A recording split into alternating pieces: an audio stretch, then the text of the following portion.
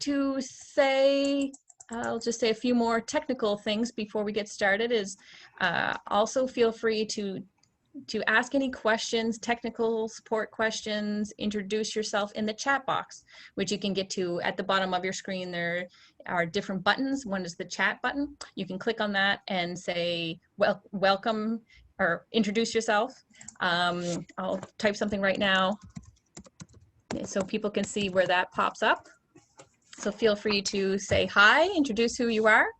And yeah, and more and more people are coming on right now. So just we're going to go through a few housekeeping things and then we'll get started. So I'll start by saying welcome to everyone. Thank you so much for being on this Zoom call panel discussion today.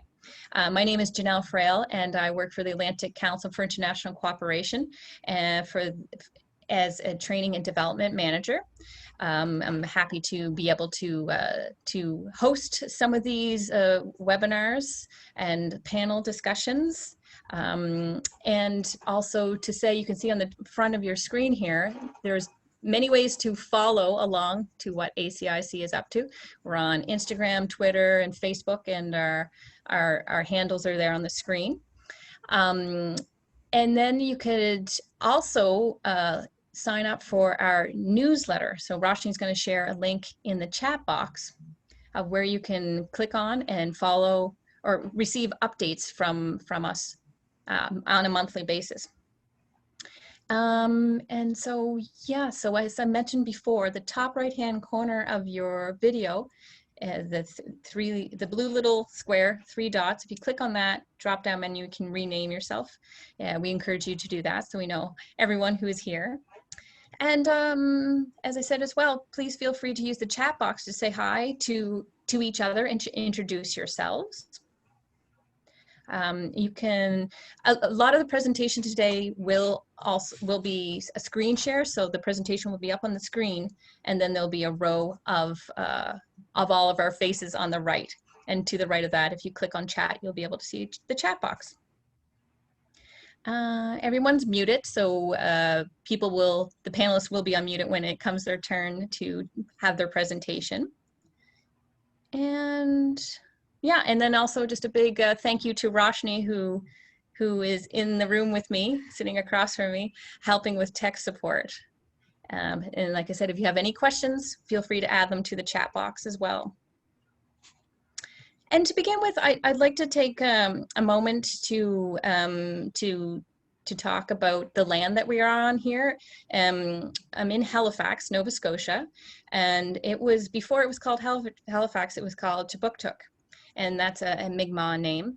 And the reason I like to mention the land I'm on is to remind me and to remember to connect to the earth, to Mother Earth, and also that to remind me that I wasn't the first person here, and that Chibuktuk was the name long before Halifax was the name of this location. So I also encourage people to, in the chat box, if you know the name of the land that you are on, feel free to add that in the chat box. And also, Roshni's going to put a link in there to talk about why do we do land acknowledgements and why do they matter? What is the importance of them? Because it begins with this, but this is one step on the journey. So we're going to have a panel discussion today that, in my mind, looks more like a conversation. It's going to be a round of comments from the 4 panelists, and then we're going to go back to have panelists to have like a back and forth response. So to that end, I'm going to introduce all the panelists at the beginning so we don't interrupt the flow of the conversation, and then we'll have 15 minutes at the end for questions and answers. So if you have questions along the way for the panelists, also put those in the chat box, and Roshni will be collecting those for us at the end of the conversation. And Roshni, will you share the screen again for me while I do introductions? Okay, so I'll do the introductions and then we'll get into the conversation. So to begin with, we have Gloria Novovich.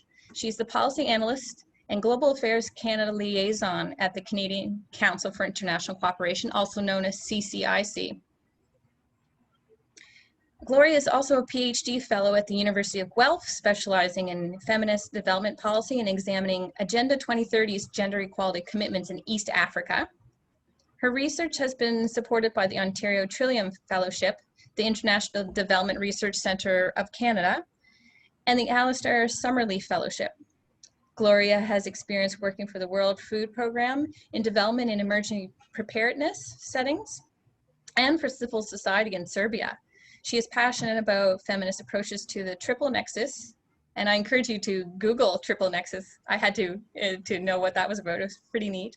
And about disrupting traditional development processes in a strategic and inclusive manner. Next, we have Sam Morton, who is the Provincial Coordinator for Newfoundland and Labrador with the Atlantic Council for International Cooperation, also known as ACIC.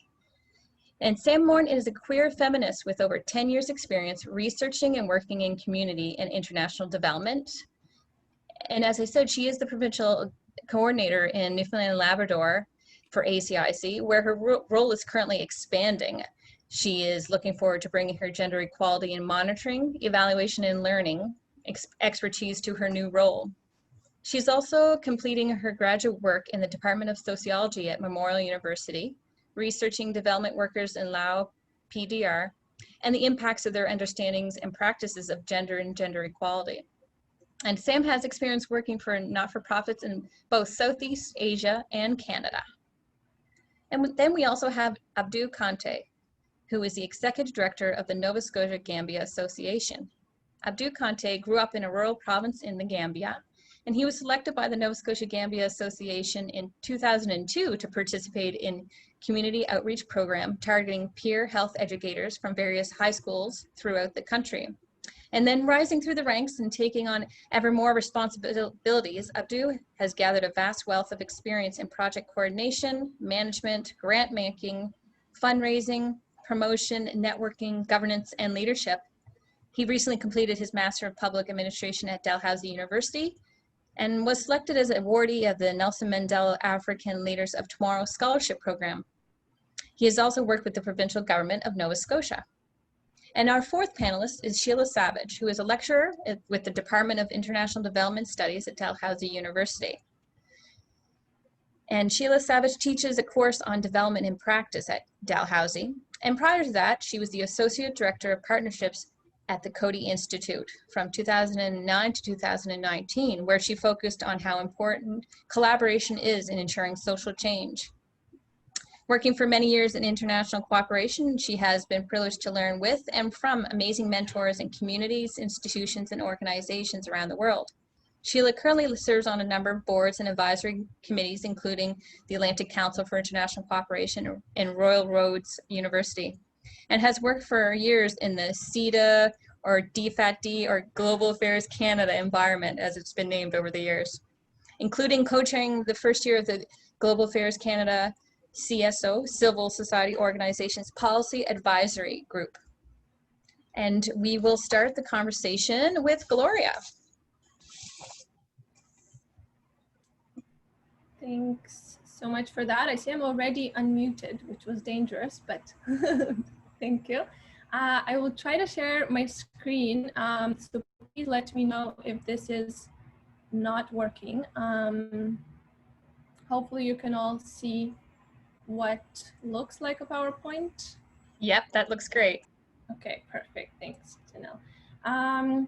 So I'll be giving a brief overview of the overall discussion of localization to kind of bring us back to where a lot of these conversations stem from, what some of the key issues have been over the years, and what are some of the priority areas when we talk about localization prior to passing the floor to the rest of my colleagues on the call today.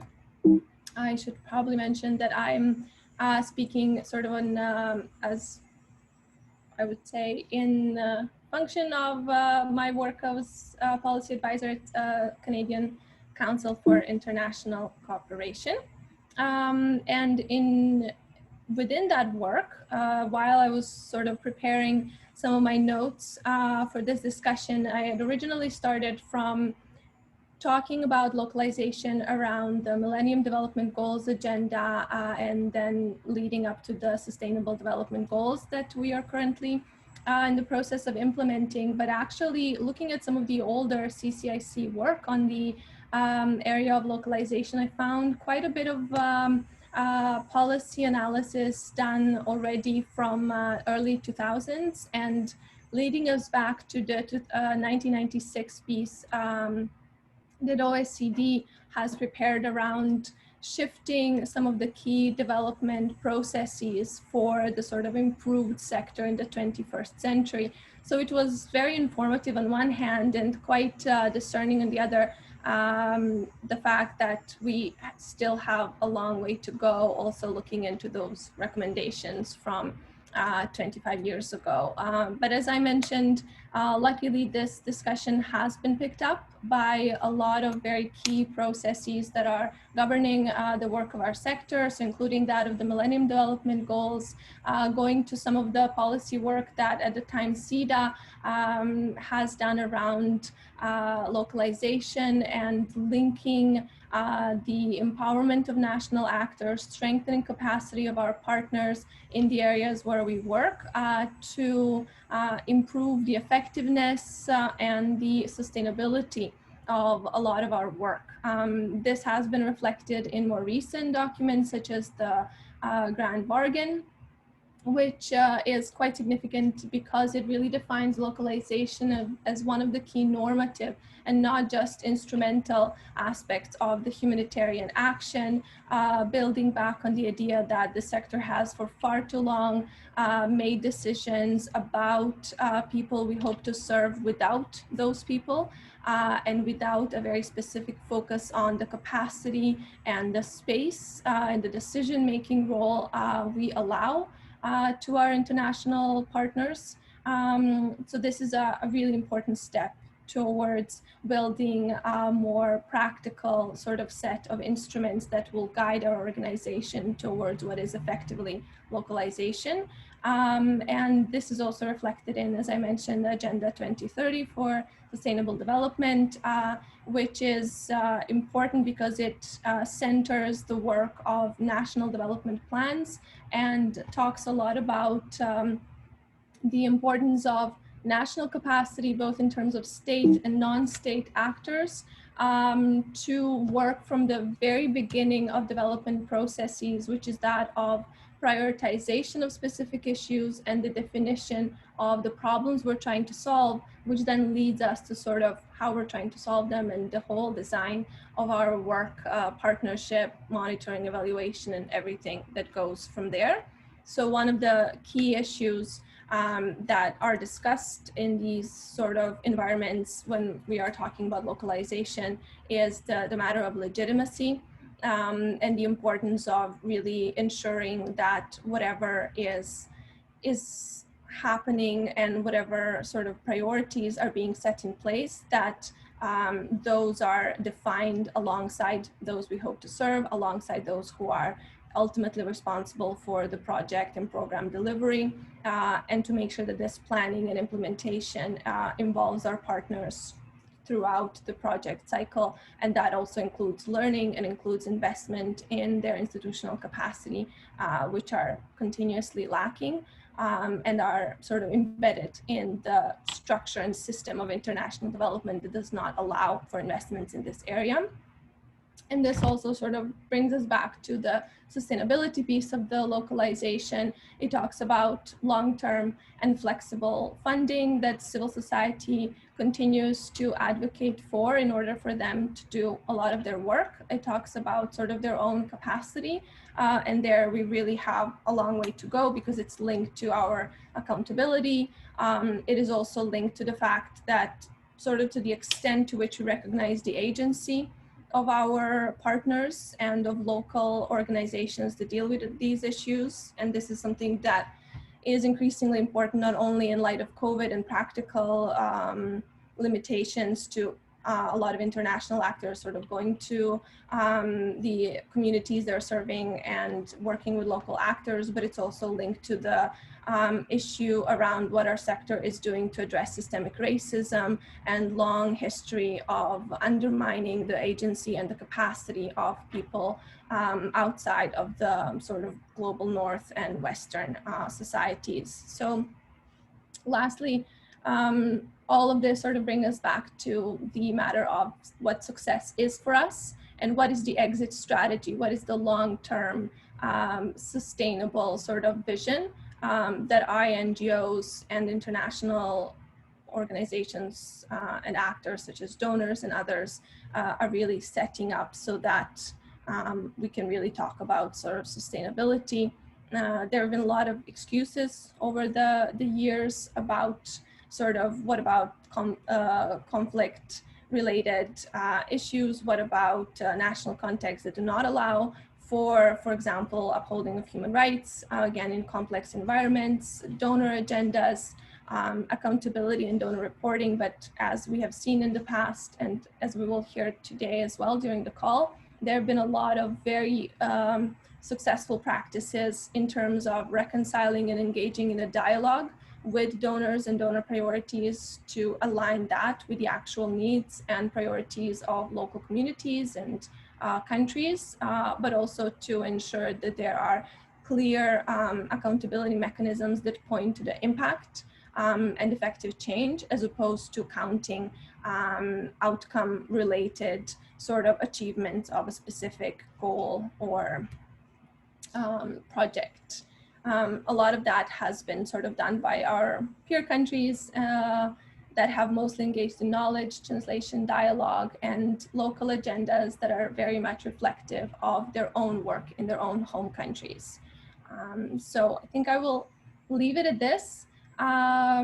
We have a lot of interesting and practical cases that I know Abdu will be able to share, and Sam, so I'm happy to discuss this further later on, but over to Sam, if I'm not mistaken.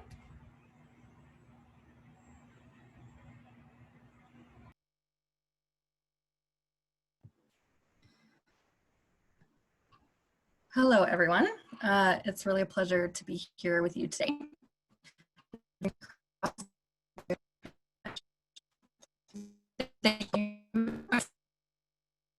So some of you may have seen my presentation on ACIC's Atlantic Resilience Research in June at our AGM. So some of this may be familiar for you.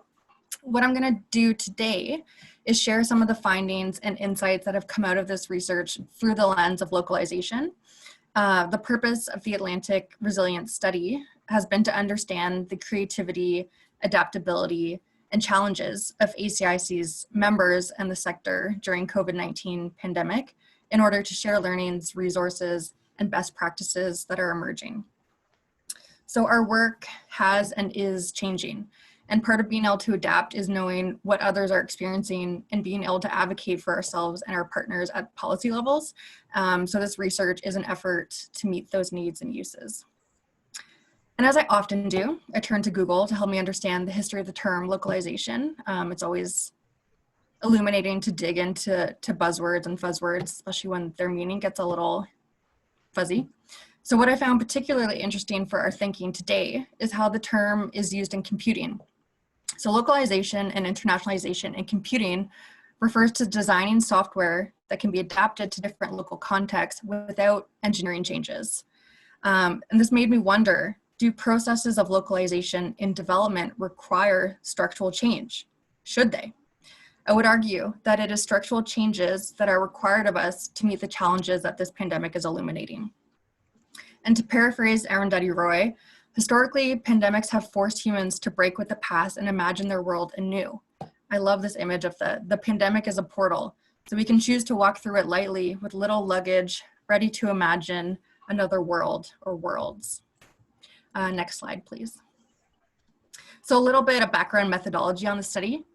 In May 2020, we sent out the initial call to members to participate in interviews about how the pandemic is impacting their work and how they are adapting, both at a personal level and organizational level. Our members include nonprofit organizations, academic institutions, and individuals from across all 4 Atlantic provinces who are doing community and international development work, both domestically and in international partnerships. So interviews we expected to take between 20 and 30 minutes, but most interviews lasted 40 minutes to an hour. This really showed that folks wanted to talk about how their work was changing and what they were going through. So far, we have conducted 25 semi-structured interviews with members in all 4 provinces, either by phone or Zoom. Interviews were conducted by Selby Roy and myself, and I want to give a shout out to Selby. Even though I'm the one talking today, she's a huge part of this research and a really incredible qualitative researcher. This research is collaborative to the core, so also shout out to Janelle, Jennifer, and Louise. You're awesome. The methodology of this research has been iterative, meaning we adapted and refined our interview questions and approach as the interviews unfolded and as we were sensitized to concepts that were of significance to our interviewees, and one of those concepts being, of course, localization. We followed a semi-grounded approach to coding and analyzing the interview data. Using appreciative inquiry, we are striving to present the depth of our members' voices, feelings, thoughts, and experiences from varying ranks within the sector. Next slide, please. So what are we seeing in terms of localization in the Atlantic? Overall findings show that the precarity, but also resilience of the sector. And part of this resiliency is around being nimble and adapting who does the work and where or from where. So how are organizations currently thinking about and acting on localization? We're finding that there are 2 aspects of the localization conversation happening right now, but more clarity is needed on how and if that is translating from discussion to implementation. Our members are talking about 1, transferring power, operations, and more decision-making to their Global South partners, and 2, working more locally, regionally in the Atlantic and within Canada. So in regards to localizing with Global South partners, Rashni, can you put the next slide, please? Yes, perfect, thank you. So organizations with existing local and country level networks are better positioned to localize their operations. My wonderful colleague in sociology, Judy Maturi, is currently researching with women's organizations in Kenya around how they make safer spaces. So in terms of localization, she has found that there's a lot of meaningful work going on at the grassroots, which is not often captured in development work by INGOs. And according to the women's organizations and young women themselves, this can be addressed by acknowledging the work that's already going on and asking what they can do to complement that work. So it's issues around programming, resources, and power. And also Judy does amazing work and everyone should follow her on Twitter. It's possible that everyone staying at home is or will lead to local and national organizations claiming the space to set the agenda and have more ownership over development cooperation. It could also mean less undermining of local and national experts and expertise by fly-in, fly-out consultants. As an example, one participant said that they have a large alumni network and that the pandemic was giving them pause to reflect on how they can support alumni who want to become trainers instead of defaulting to flying in trainers from Atlantic Canada. Another participant said international trainers are still needed for certain technical subject areas. And this could be true in some cases, but we should also reflect on if we're interrogating that assumption. Knowledge exchanges and mutual learning can be so valuable, but is job protection and status quo thinking playing a part in that? So I'm going to leave it there for now, and I'll talk about how organizations are also pivoting to work locally in the Atlantic when I see you next time. I'm now going to pass the mic over to Sheila.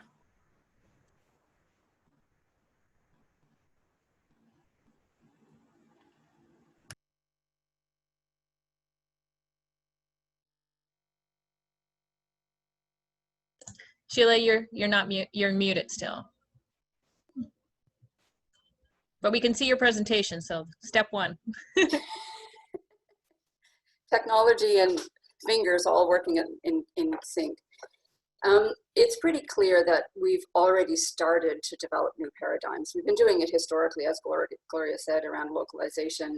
We've also been thinking about partnerships historically as well. But right now, COVID-19 has really brought into stark contrast, the fault lines around inequality, and that's particularly related to climate change and gender equality, racial inequity, human rights, food security, and global health issues. And I think what we've seen in Canada and around the world, that we have to think differently. We have to think about new paradigms. And this isn't just about new paradigms for project implementation. It's about longer term agency, capacity, and resilience of partners in Canada and across the global south. And that's what localization really is about, to build on what Sam has just said, is that longer term commitment, that increased agency, that capacity to continually pivot and change, and the resilience to be able to continue to do the work. So it's in my opinion, coming from a partnership lens, we can't have localization unless we think differently about partnership. Traditional development projects have focused on what we've been trying to do and what change we're making, which is really, really important. But we have to rethink how we work as much as what we're trying to change. And those partnerships and new paradigms of collaboration are absolutely essential right now. And as I was reading in one article, if we are unable to do it now, whatever forms of other changes that we have for development they're not going to work properly. So historically, community-based Atlantic organizations have, by their nature, developed partnerships based on shared concerns, social justice, solidarity, and personal relationships and connections that are formed by working together on local to global collective interests. We've seen this in organizations such as Farmers to Farmers and PEI, Breaking the Silence across the Maritimes, and for 40 years, the Oxfam Network in Newfoundland. As we've seen from the report, these have ebbed and flowed and evolved according to changing times. And I think that resilience of Atlantic organizations is pretty important when it comes to that. Things have stopped, things have changed. We've seen examples of changing times and resources and emerging ways of working, influencing organizations in lots of ways, including recently a really interesting organization called Venture to Impact, who have just been recognized for their innovative use of technology in connecting volunteers and successfully pivoting their programming with partners. And of course, we're going to hear from Abdu shortly about the Nova Scotia Gambia Association, who have developed a new way of working locally. And I look forward to hearing more about that. There have also been lots of examples of larger organizations across Canada and internationally who've shown recent shifts in working post-COVID-19. In May, we saw the Oxfam International organization accelerate its strategy to shift power and decision-making to partners in order to maximize impact. And here in Canada in June, the CCIC Women's Rights Policy Group had a fascinating report on the GAC-supported Women's Voice in Leadership program, which really highlighted the need for Canadian civil society and Global Affairs Canada to ensure that feminist approaches and intent translate from programming into contracting arrangements and the overall management of the Women's Voice in Leadership program, including access for women's organizations based in the Global South, as well as a diverse range of NGOs. So thinking differently about partnership isn't new. And as you can see, similar to Gloria's sort of historical context, over the last 20 years, the approach to partnership has shifted dramatically from the 2000 Millennium Development Goals, where people talked very much throughout the MDGs about virtually nothing happening without effective partnership. So the focus in the early 2000s was about partners being effective. And that was coming from high-level donors who were saying that we needed to have results and change be measured more diligently, and that it's about having real effect on change, which was really important and a really important focus. And then in response to civil society involvement, both in the Accra Agenda on Action in 2008 and the Istanbul CSO development principles, we saw a shift from effective partnerships to inclusive partnerships with the Accra Agenda, and with the Istanbul principles to equitable partnerships. And so we're seeing that there's this shift from partners are not just organizations to help us do our work better, but that we actually have to be inclusive about how we work with our partners and ultimately equitable in our partnership work. And then, of course, in the last, sort of 5 years with the Sustainable Development Goals and a focus on multi-stakeholder partnerships, that's recognizing that partners cannot work alone. And interestingly enough, here in Canada, with both the Global Affairs Feminist International Assistance Policy and the CSO policy on engaging partnership policy, we've seen a bit of a shift there on how feminist principles and equitable principles of partnership should influence how we actually develop partnerships. So there have been these changes in paradigms, and I think right now we really do have the opportunity, given COVID, given Black Lives Matter, given the changes that are happening in the world economically, to really reimagine power and equity in partnership. And I will talk a little bit in a moment about how we measure the success for that potentially. So over to Abdu.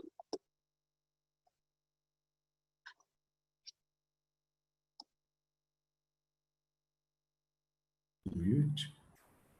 Okay.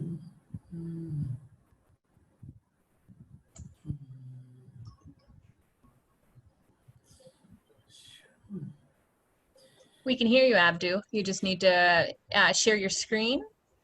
Okay, it's the screen I'm going to. Okay, but it's I'm not seeing the document itself.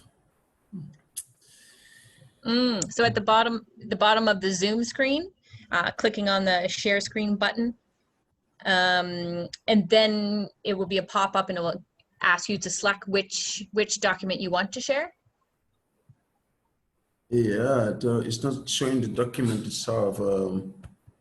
It's showing me. Okay. Okay. All right. I think. All right. So it's not showing. Are you? There you go. There you go. It's here. Oh, perfect. So that's good. Hi, everyone. So greetings from Banjul. And I think this is a typical example of the localization agenda.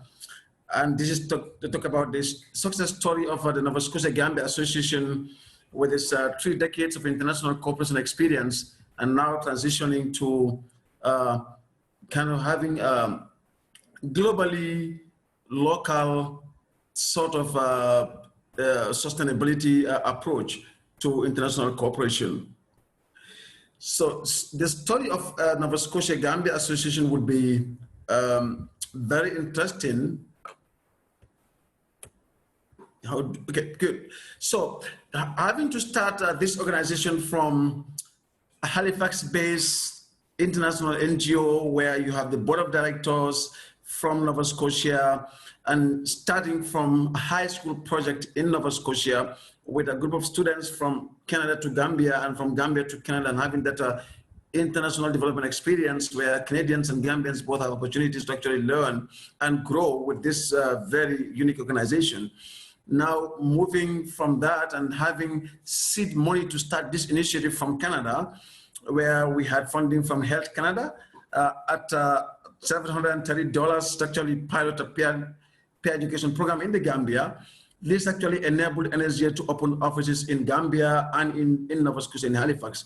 But going from that and having multiple successful ongoing projects with funding mostly from CEDA and from other Canadian donors, and going through a transition now until when the first executive director resigned, and the baton was kind of handed over to a few executive directors from Canada, and then until at a time when we had to go through a major transition of downscaling from having an executive director based in Canada to having a national program manager over here in the Gambia to oversee operations in both countries. So that kind of a transition kind of started to prepare the bigger transition we are seeing today.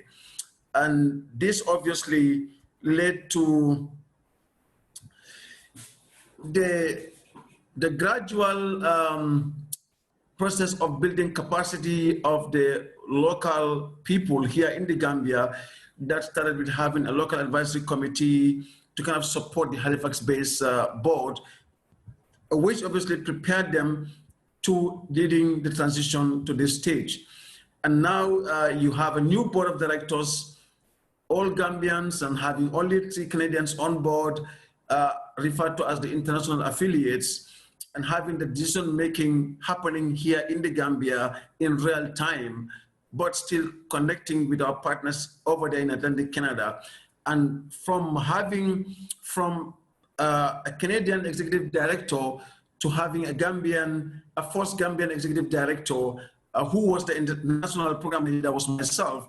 But also, it's interesting to know that this very executive director was kind of supported to build capacity alongside through a Canadian education, having the Canadian work experience, and school in Canada at DAL with an MPA degree. That capacity built to that extent of leading a Canadian international organization that kind of transitions to a local operation here, and leading that international cooperation from sub-Saharan Africa here is very fascinating. And now it is interesting to also know that right now, as we speak, all of the funds are raised locally by the Nova Scotia Gambia Association, tapping from the UN agency, the United Nations agencies. Specifically, this is the UNICEF and this is the UNFPA, and we work on several programs ending harmful traditional practices in the country with advocacy, with awareness raising, and to some extent with building local NGOs, also their capacity to actually contribute meaningfully towards this. So with that, you can see that the Nova Scotia Gambia Association's outgoing board mobilized Canadians to actually support in terms of seed funding towards this localization, and saying they were able to mobilize about 50,000 Canadian dollars, but compared to what we are able to raise here locally, now we don't have funding coming from over there. We have that to support the transition process, but we have roughly to 1 million and about 27,000 Canadian dollars raised locally. And this is also done through initiatives locally here in the Gambia. So you would see that there are a couple of lessons that we have learned from this process of capacities being built, governance being transferred, more trust in the locals, in the local authorities here in the Gambia, to be able to take over the lead in the international cooperation, which started obviously from having set up in Canada and now to Gambia. But the interesting experiences we have actually, lessons we have learned from this is building the local capacity is very integral as a preparation to actually help us transit into this paradigm shift of having the new normal where we are collaborating internationally, but from a distance. We don't have to be in Canada physically to actually do that. One of the other interesting lessons we've learned is that we were prepared to actually lead this international cooperation initiatives from Africa, from the Horn of Africa. And this was actually a very important step to kind of reducing the shock that we would have received from this overseas dependence of having, oh, everything have to come from Canada, we have to do everything from Canada, Canadians have to step in everything. So that actually reduced the shock. But also it's important to note that there was a balance in terms of the power dynamics, so the governance authorities, because we have a board that is entirely Gambian, but we have about 3 board members, we refer to them as international affiliates, who are also Canadian. So we still have a bit of Canadian input, a bit of Canadian experience, but now not as as donors or directors, but now as contributors. And we actually value that contribution. And still Canadians are still very unique partners. And we always recognize that, but they're not drivers, as you can see. Gambians are leading the initiative from locally, while opportunities are available for Canadians as global partners in development cooperation. So also with the advent of COVID-19, you can see that NSGA still continue to operate. We still continue to collaborate with our Atlantic partners like ACIC.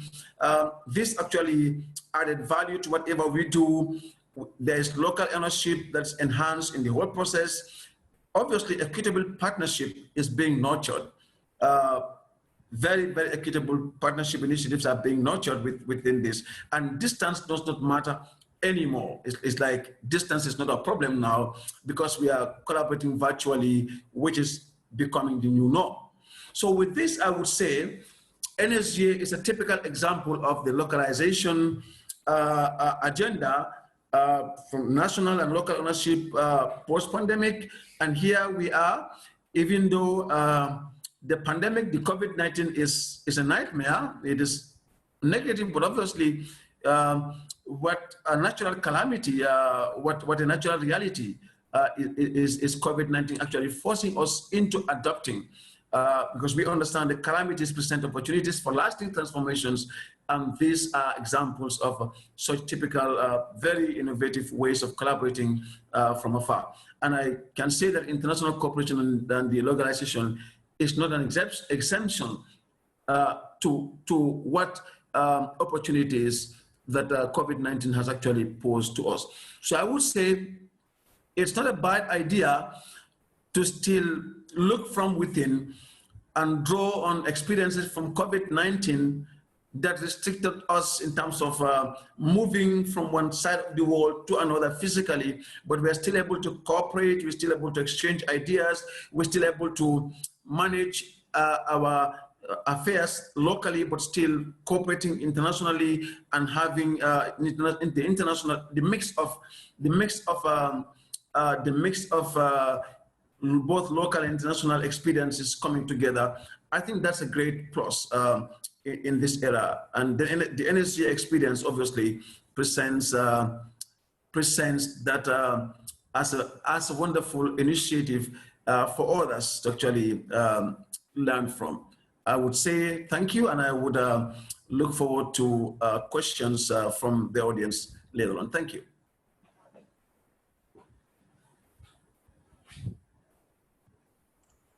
Thanks, Abdu. That's great. And I think it's going over to Sam again. Yes, thank you. And Roshni, I'll ask you to go to slide 5, please.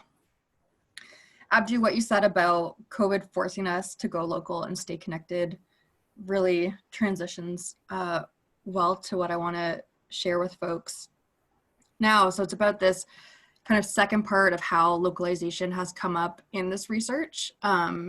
And as one participant said, I see a huge opportunity for us to be doing much more work locally, like in our own communities throughout Nova Scotia and even Canada. So not being able to travel internationally at all, or with much more risk, is boosting interest in localization in the Atlantic. As we know, organizations with international partnerships tend to travel frequently, so the closure of borders, cancellation of flights, and public health recommendations to stay at home is having a major impact on operations. The disruption to travel caused others to reflect on alternatives to travel, including working locally in the Atlantic, and that being also a fiscally and environmentally responsible measure. So as one participant said, what's the new normal going to be when we come out of this?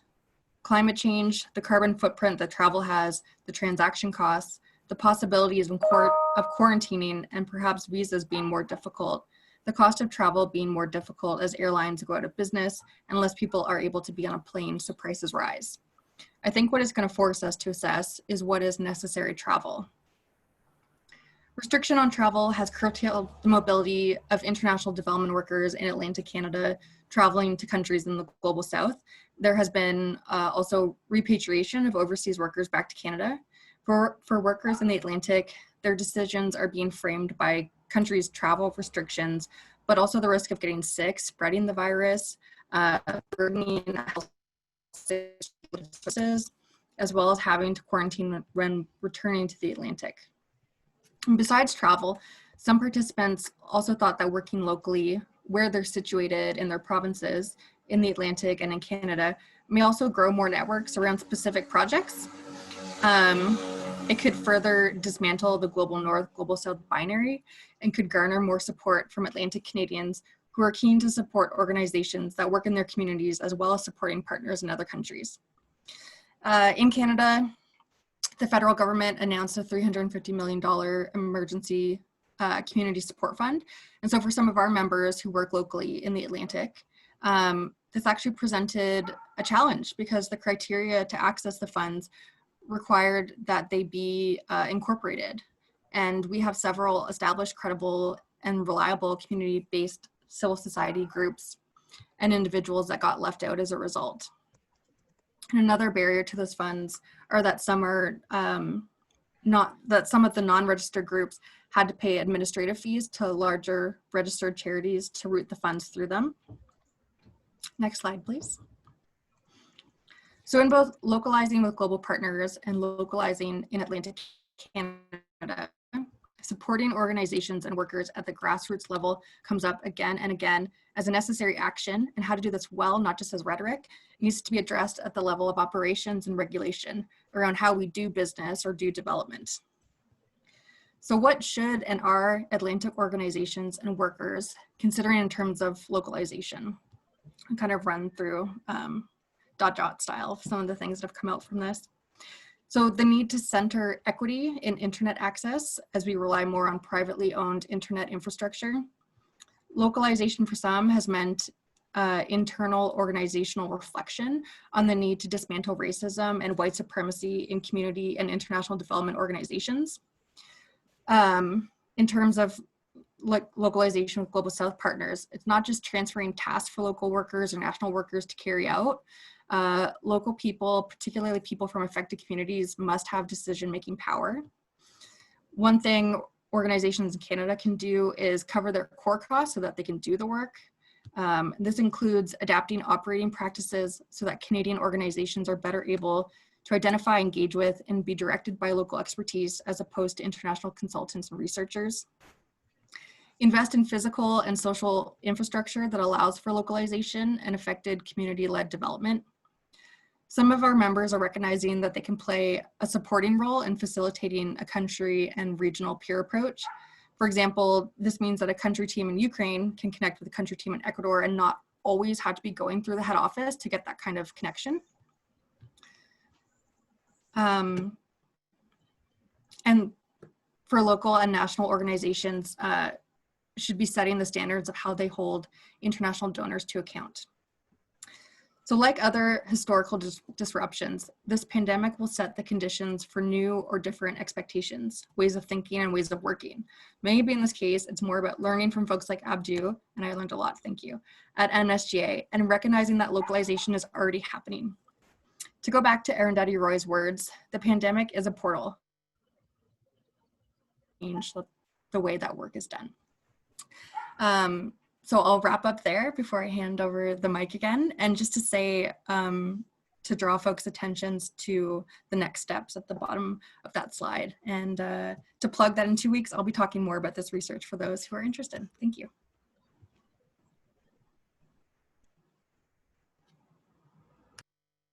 Thanks, Sam. So I think all of us who are working to make changes to address inequality and inequity, whether it's in Canada or around the world, we know that you have to, that change needs to be captured, it needs to be measured, it needs to be analyzed, and that's absolutely essential for us to understand the difference that's being made and how we can do better. But I also think that what we need to do is to be thinking a little bit differently about what success looks like. So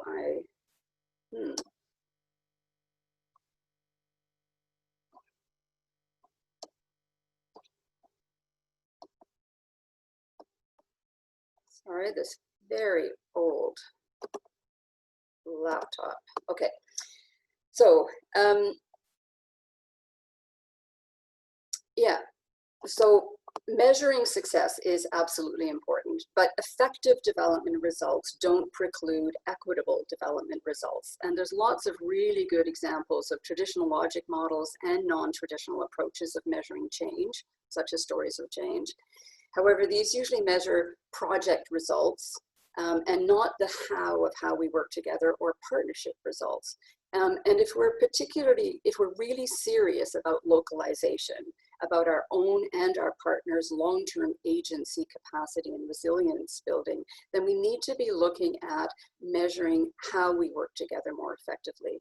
And so thinking about key performance indicators that we can be either building into logic models, if those are the ways in which we're measuring results, or developing new paradigms and new ways of measuring success. So to get back to Abdu's presentation around governance, NSGA have looked at a new form of governance that has transitioned from a Nova Scotia-based organization to a Banjul-based organization. So we need to think about the kinds of questions that are really important for us related to governance. So things like, to whom is the partnership accountable? Is it the partners? Is it the stakeholders? Is it the beneficiaries? Is it the funders? Sometimes all of those are partners and sometimes they're not. So understanding and picking apart what is a stakeholder versus what is a partner, and really coming to terms with who is the partnership responsible for. How will the partnership itself be monitored and evaluated, not just the results of the projects, but actually being able to monitor the effectiveness of the actual partnership. Who makes decisions? How are decisions made? Are they by consensus? Are they by majority? But having formal and informal structures in the decision-making process is really important. And so this transition that NSGA made from a Nova Scotia-based board to a Gambian-based board, but with input, shows that it's important to look very strategically at how do we actually make decisions and as boards govern, and how can we measure that? And why it's important to actually look at the way in which we're doing this and measuring that as much as the results of what we're doing. How are partnerships being managed? Is it a network? Is it a collective impact model? Is it a secretariat? All of those are various examples of the types of partnerships, but really looking at what are the indicators for successful partnership management. Are there shared responsibilities? And if so, are they clearly outlined? And has been mentioned, what about power and equity in partnership? How do we really ensure that shared responsibility and risk, and that's sharing risk and responsibility, not equally per se, but equitably between partners. What does transparent, mutually respectful, trusting, equitable, long-term partnership look like? Let's really dig down and figure out what are the indicators of that and how we can actually go make those as much a part of any work that we're doing. How are diverse opinions encouraged and disagreement handled? What do feminist, anti-racist, post-colonial principles for partnership mean? And how do we measure our success in working collectively? These are all really important questions, and there are many, many more that we would be developing collectively with our partners to really look at how we can measure the success of the partnership as much as the projects that we're doing. I just wanted to quickly, before wrapping up, share two examples, and maybe Roshni, if you can put these links in the chat box as well, that would be great. To look at some results of shifts in philanthropy and humanitarian agencies who are also clearly thinking about this, and I'm hoping that this link will work, which is a really interesting call to action for philanthropic organizations. So this is the Council on Foundations, and it's a pledge that about 780 organizations have signed, and it's the way in which philanthropic organizations across the globe who have signed on to this pledge are saying that they pledge to loosen or eliminate the restrictions on current grants as a result of COVID-19. So looking at converting project-based grants to unrestricted reports, not holding grantees responsible, making new grants as unrestricted as possible, reduce what we're asking of our partners, postponing reporting requirements, contributing to emergency-based, communicating proactively, commit to listening to our partners, and especially to those in communities that are often not listened to, and learn from these emergency practices and share what they teach us about effective partnership and philanthropic support. So these are some of the largest donors of the world, who are the private foundations who are supporting international development, who are saying COVID has asked them to rethink this and the traditional ways of giving. And so this is one of the ways in which the paradigm is shifting very much in the favor of partners who are local. The other, now can I get back to that slide? How do I go back to my slide? Sheila, I'm sorry. I just wanted to mention, I'm not sure if everybody's facing the same issue. I cannot see anything you're showing right now. Oh, is that right? Okay, so it only came up on my, okay. Well then, the call for, so this call for action, so the link, Rashni will change the link in the chat box. This outlines that in more detail. And then this other link is actually a link to humanitarian organizations who are rethinking about how organizations are, COVID-19 changed the world. Can it change age too? Because if we don't do it now, no other reform agenda will matter, is essentially what it's saying. So I guess people can read that on their own. But there are some very interesting examples beyond small-scale civil society, small organizations, and government donors. Okay, so I'll just end with what can we do? What can we as participants in this webinar do? We can continue to rethink our own ways of working and how, in partnership, including that power analysis that's so important, and how we measure success. We can encourage, work with, and challenge the thinking of others, including funders, to move beyond traditional ways of measuring and to put feminist and partnership principles front and center in how we're looking at localization. And just as a final note, to mention that CanWatch is actually putting together a global health impact report on the evolving nature of equitable partnership and local leadership.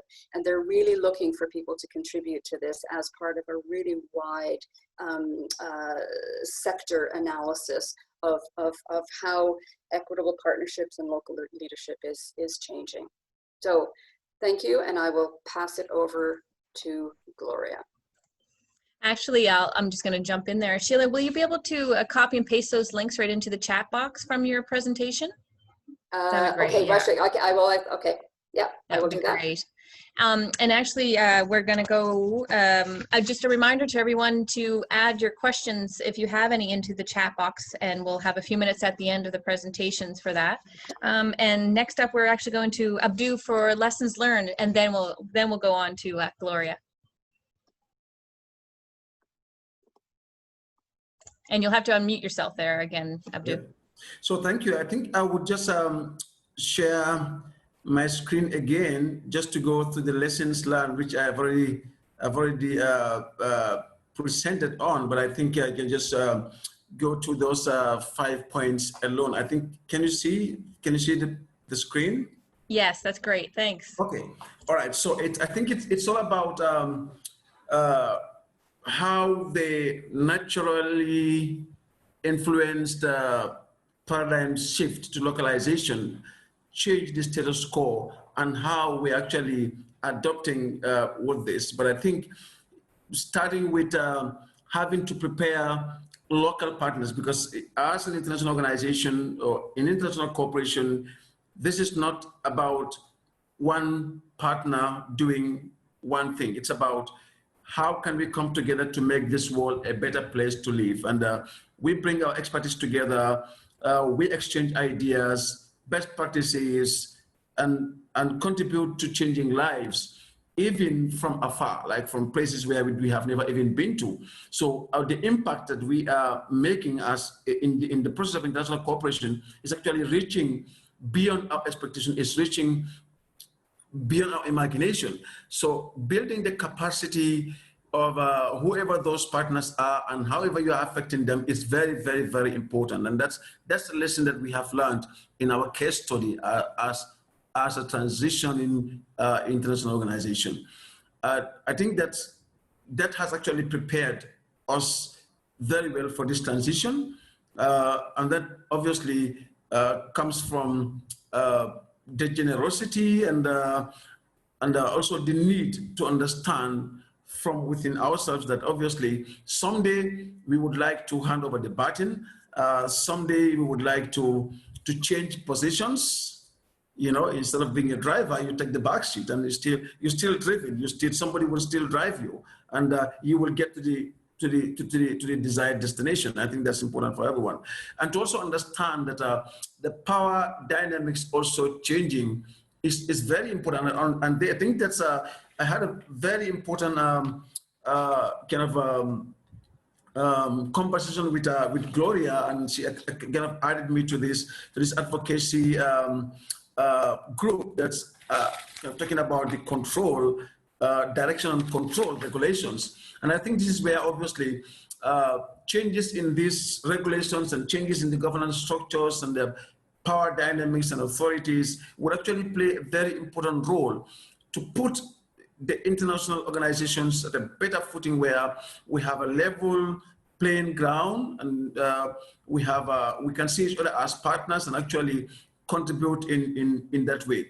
And I think that the last part of the lessons learned to us, especially with this COVID-19, which actually just forced us into collaborating virtually, and even locally here in the Gambia, we are doing most of our. In fact, we are not meeting in person. We are meeting virtually with the UN system, with partners of the UN system, with all the projects we're doing. We are all meeting using the Zoom link. We're meeting virtually, and it's actually helping a lot. And it's forcing us to look from within, locally, to available opportunities, and that will not stop us from reaching our partners across the ozone. So I think these are very important lessons we've learned from this, and it's all a success. Canadians did not have the feeling that, oh, Gambians are taking over and we're done, and probably that's the end, and we have no role to play. This is an organization that obviously, even though started from Nova Scotia, but it's actually benefiting a lot in this part of the world, and that does not deprive Canadians from that continuity of having opportunities to come to Africa, to learn through the Nova Scotia Gambia Association, and learn from how we're working on international cooperation. So Canadians are still having that opportunity, and we can always explore together as partners in international cooperation. I think these are lessons we've also learned from this. I just extend from the previous presentation, but those are the lessons learned. Thank you. Thanks, Abdul. That's great. And yes, now we're over to Gloria. We'll have a few ending remarks, and then if people are able to stay a bit later, and if we have some questions, by all means, put them in the chat box. And thank you. Over to you, Gloria. Thanks. I think I will cut this time quite significantly to give the opportunity to people to jump in. Just sort of summarizing what has been said so far and building on Abdu's point previously, that this really is a huge shift. And as Eddie is mentioning in the comments, it is directly also linked with discussions around not only ending and tackling systemic racism in this field, but also looking at the reconciliation, both with Indigenous communities and with communities that the system has not really served well over the past decades.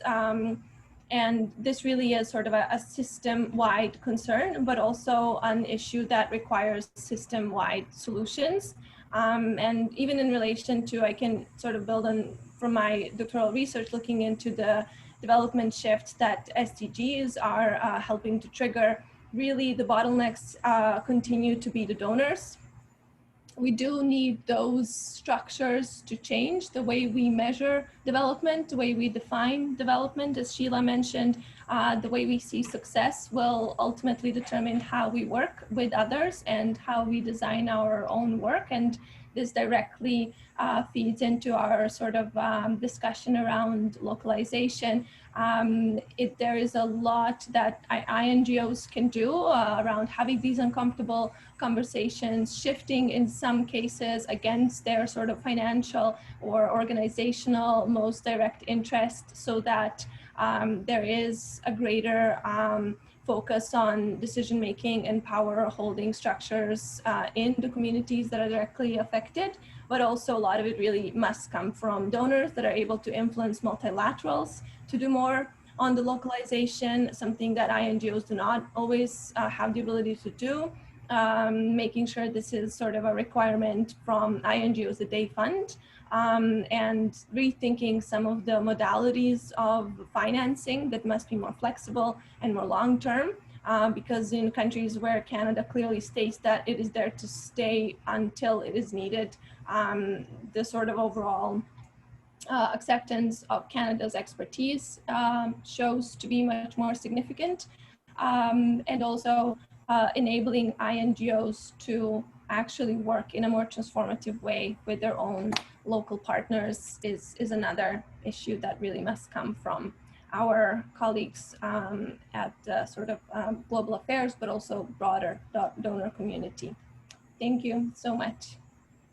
Thanks, Gloria. Thanks to all the panelists for your conversations, your presentations. The back and forth has been really great.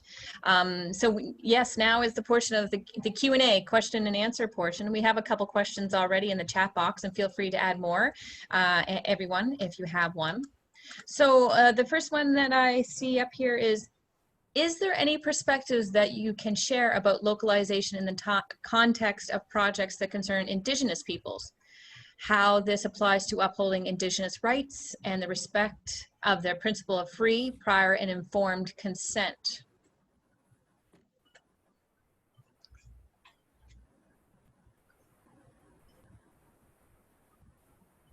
I'll just let any of the panelists, if you want to jump in on that, by all means.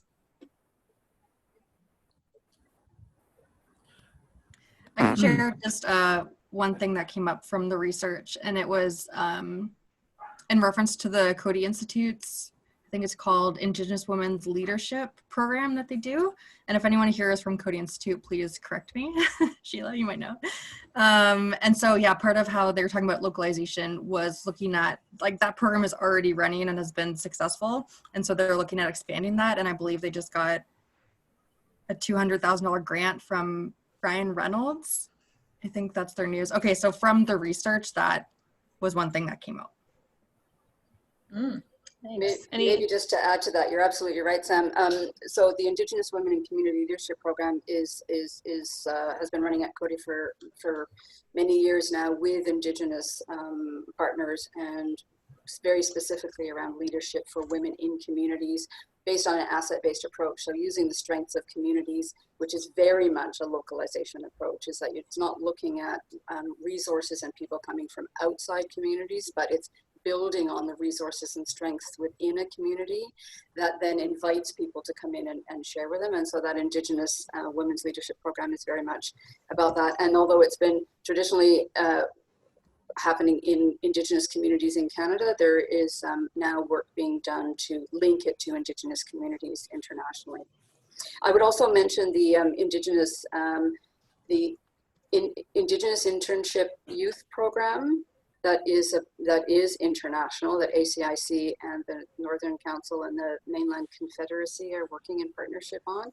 So there are some programs like that, although obviously that one is on hold, like any program that involves people traveling. But I think this is something, and I know that Global Affairs Canada have been looking at this, so I don't know if there's anyone from Global Affairs online who could talk about that, but they have been looking quite seriously at what does it mean to link Indigenous communities and people and issues in Canada with local Indigenous communities and issues internationally. Thanks for that. So yes, we have another question here. Let me scroll up to it here. With the shift to Zoom and other virtual networks, have you noted a significant change in the cost of delivering projects in the field? And are you able to reach the same number of people as traditional methods? So yeah, that's a very pertinent question for me personally too, trying to figure out how to do, instead of having a face-to-face panel discussion, here we are today. So yeah, Abdu, do you want to talk about that? Are you doing more Yep. Yeah, online? Yeah, so thank you very much. I think that's the reality, and that's the new norm, and those are the benefits that comes with leveraging the digital platform. So I think it's about a very interesting and efficient way of leveraging the technology, infrastructure, technology, and that actually is bringing us together. So it's like, it might have, in fact, it's very cost effective to a large extent of having, can you imagine, be responsible for logistics to move a team, in our case, for example, to up country, or in our case, having to move around, meet partners, but now we're able to meet online with minimal cost that goes to that goes to internet fee for internet charge, whatever. So it's cost effective, bringing us together, and the purpose is still achieved. In fact, I would say more in touch, more meaningful discussions are happening, and obviously proximity is not a problem. It's actually enhanced. So it's bringing us closer. Zoom is really interesting, and it's very interesting to note that we had these opportunities around us, but we were not paying attention to how helpful they could have been. But now, because it's the option that we're being forced to actually adapt, it's proving to be very effective, and that's the reality. Thank you. Yeah, thanks, Abdu.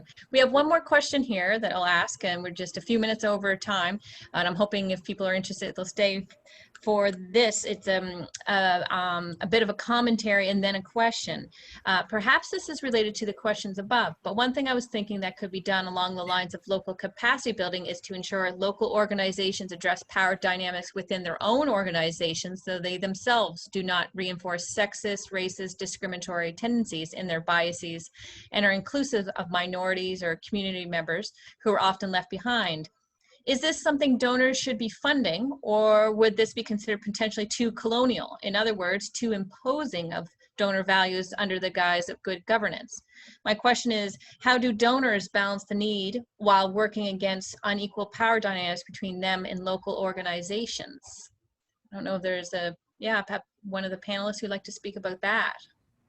I can jump in. I've had extensive discussions around this in Kenya and Uganda, where there was a lot of discussion in the feminist circles around the fact that even if you work with local partners, and this actually came from a lot of large local civil society organizations that fear that most of the times the organizations you kind of get together are in the capital city, and even there, you know from which areas, because those organizations that have resources to come to all of these different events and influence the agenda itself. So, however, it's really important to notice that they actually have a much stronger pressure to be informed by communities and to directly work with their partners, because they are facing their sort of recipients, service recipients or assistance recipients on a daily basis. And secondly, smaller local organizations, and I can tell you from sort of personal experience, that have much more the responsibility to really show results and to show progress that larger INGOs or multilaterals do not have as strongly. If you're not able to show what you have achieved in the last year or so, you're in a really big trouble, and I'm not sure you're able to sort of continue existing if you are in the global south as opposed to here in Canada or elsewhere. And the issue around donor agendas and sort of imposing donor values is another issue that I think is overly mentioned when we talk about localization to find excuses, because this came very clear in my conversation with, for example, Swedish representatives who said that they've had a feminist agenda for a very long time, and they don't really struggle because civil society itself is very diverse. So if you want to find a way to work on fundamental transformative feminist issues, you will simply pick CSOs that are working on it, and you will craft your programming so that you're actually investing in their capacity to carry on even without you. And this also means connecting them with other donors, creating platforms and partnerships on the local level that do not necessarily just benefit you as a donor, but that create a larger enabling environment. So again, it's actually in practice, it is not that tricky to go to that step. It is this initial step of making sure that decision making is informed on the ground. That's actually been much more difficult to achieve. Thanks for that, Gloria. Well, we've come to the end of our time together. So thank you everyone for participating and coming on to this panel discussion, and a big thanks to all of our panelists for your time, energy, and your expertise that you shared today. I really appreciate it. And we have been recording this presentation, so we will be sharing that around. And a reminder to follow all these great organizations on social media and sign up for newsletters, etc. So thanks everyone, and take good care.